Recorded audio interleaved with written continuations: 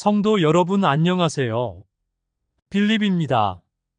오늘도 여러분과 함께 스스로 있는 자가 통치자인지 배워보겠습니다. 창세기 33장 3단계 사람이 언약에 영향을 줄 수 없음을 확인시켜 주심. 1절부터 3절 야곱이 눈을 들어보니 에서가 400명의 장정을 거느리고 오고 있는지라.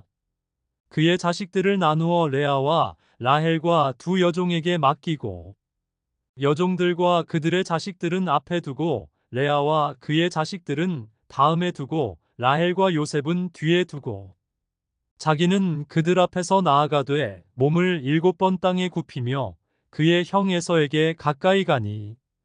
본문 요약. 야곱은 에서가 400명의 장정을 데리고 오는 것을 보고 그의 자녀들을 레아, 라헬, 두 여종에게 나누어 맡겼습니다. 여종들과 그들의 자녀들을 앞에, 레아와 그의 자녀들을 그 다음에, 라헬과 요셉을 맨 뒤에 두었습니다. 그리고 야곱은 그들 앞에서 나아가 에서에게 가까이 갈 때 7번 땅에 엎드려 절하였습니다.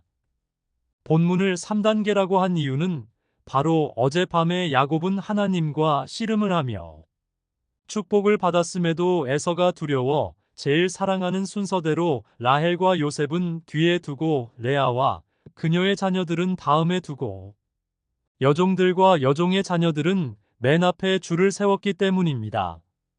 이는 하나님의 축복을 전혀 믿지 못하는 야곱의 모습을 보여주는 것입니다. 야곱은 하나님의 언약을 믿기 어렵다는 행동을 반복해서 하는 것을 볼 수 있습니다. 만약 에서가 야곱의 가족을 공격한다면 모두 죽일 것인데 잔꾀를 끝까지 부리는 것도 모자라 한날 태어난 쌍둥이 형에게 비굴하게 몸을 7번 땅에 굽히며 가까이 갔습니다. 이러한 야곱의 모습은 하나님의 언약에 기여를 전혀 못하고 있다는 것을 확인해 주는 것입니다.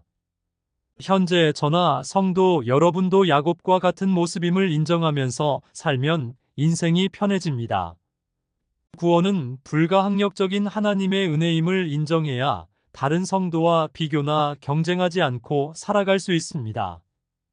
구원에 있어서 조금이라도 기여했다고 생각하는 자가 없도록 불가항력적인 은혜를 주신 것입니다. 로마서 7장 22절부터 25절.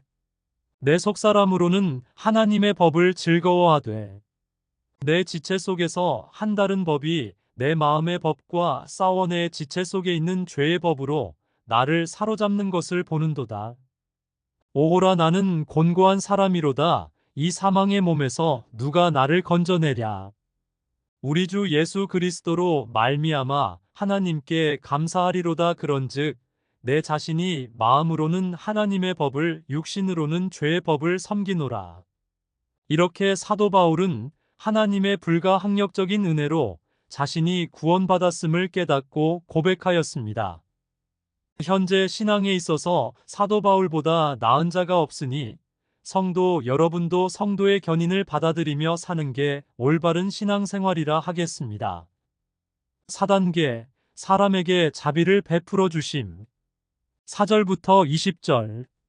에서가 달려와서 그를 맞이하여 안고 목을 어긋맞추어 그와 입맞추고 서로 우니라. 에서가 눈을 들어 여인들과 자식들을 보고 묻되 너와 함께한 이들은 누구냐. 야곱이 이르되 하나님이 주의 종에게 은혜로 주신 자식들이니이다. 그때에 여종들이 그의 자식들과 더불어 나와 절하고 레아도 그의 자식들과 더불어 나와 절하고 그 후에 요셉이 라헬과 더불어 나와 절하니. 에서가 또 이르되 내가 만난 바 이 모든 때는 무슨 까닭이냐. 야곱이 이르되 내 주께 은혜를 입으려 함이니이다. 에서가 이르되 내 동생아 내게 있는 것이 족하니 내 소유는 내게 두라.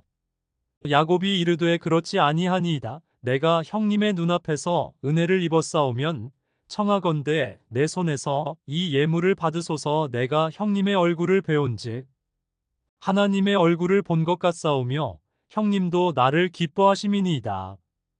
하나님이 내게 은혜를 베푸셨고 내 소유도 조카오니 청하건대 내가 형님께 드리는 예물을 받으소서 하고 그에게 강권함에 받으니라. 에서가 이르되 우리가 떠나자 내가 너와 동행하리라. 야곱이 그에게 이르되 내 주도 아시거니와 자식들은 연약하고 내게 있는 양떼와 소가 새끼를 데리고 있은즉 하루만 지나치게 몰면 모든 떼가 죽으리니 청하건대 내 주는 종보다 앞서 가소서. 나는 앞에 가는 가축과 자식들의 걸음대로 천천히 인도하여 세일로 가서 내 주께 나아가리이다.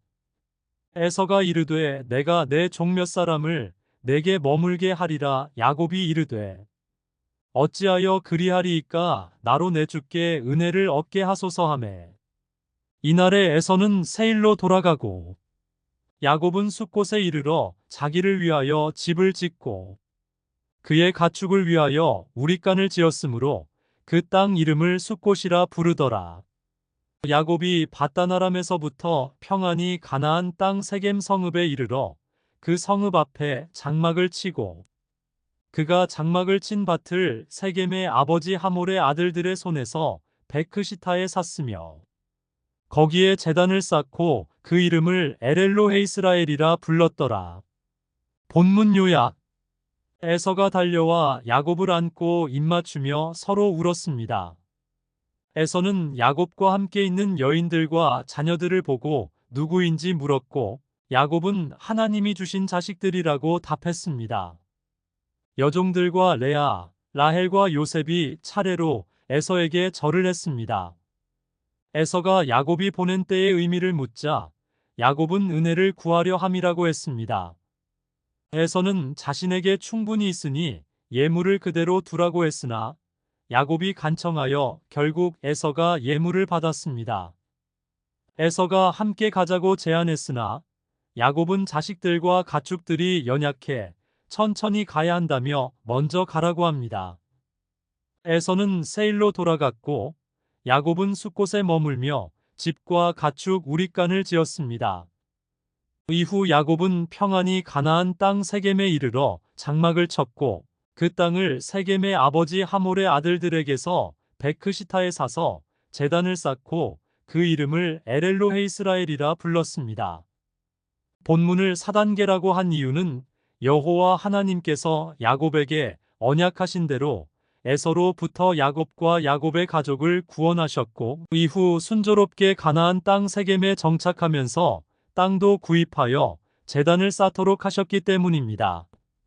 이는 하나님께서 사람에게 언약하시면 믿음의 상태와 관계없이 무조건적으로 언약을 이루어 주신 것입니다. 본문에서 확인했듯이 야곱은 하나님의 언약에 전혀 기여한 바가 없습니다. 야곱은 두려움에 떨었고 필요 없는 꾀를 쓰면서 비굴하게 행동을 했습니다. 야곱에 대해서 전혀 칭찬할 만한 것이 없음에도 신학자나 목사들은 야곱의 믿음을 높게 평가하여 성경을 왜곡하고 있습니다. 이는 성도 여러분을 속이는 것이며 이로 인해 하나님의 은혜에 대한 감사와 찬양보다 자신의 선택을 높이 평가하도록 하게 했습니다. 16세기 종교개혁은 타락한 카톨릭에 반대하여 일어났습니다. 현재 개신교도 16세기 카톨릭만큼 타락했는데도 개혁할 생각을 안 하고 있습니다. 성도들이 알만한 정통신학교에서 시험에 떨어진 학생에게 돈을 받고 입학 허가를 해준 것이 들통난 사건도 있었습니다. 또한 교회에서 돈과 권력 있는 사람만 인정을 받는 경우는 너무도 흔합니다.